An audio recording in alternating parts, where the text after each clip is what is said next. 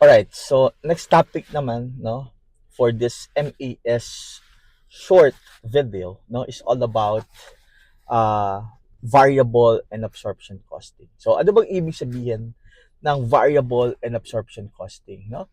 Class, pag sinasabing variable costing, it is also known as direct costing. Okay, what else?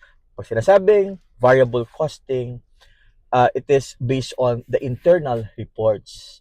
That's why in variable costing, if you notice, our computation for the net income is that sales minus your variable cost is equals to contribution margin less fixed cost, and you have your net income. Anong tawag doon?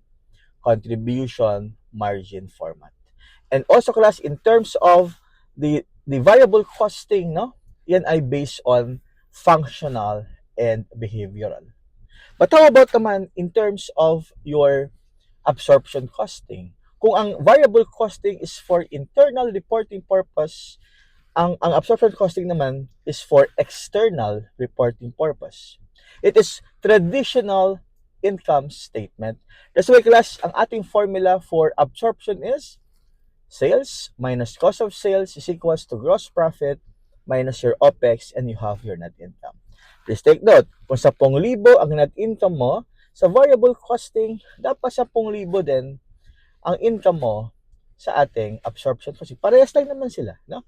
The treatment lang is that in variable costing, functional and behavioral, while in absorption costing, functional and traditional.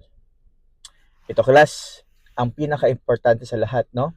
The most important consideration in absorption and variable costing is the treatment of our fixed overhead.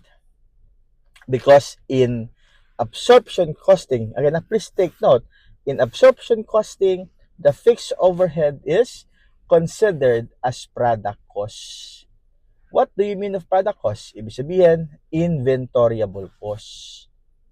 While in variable costing, the treatment of the fixed overhead is period cost to be expensed outright.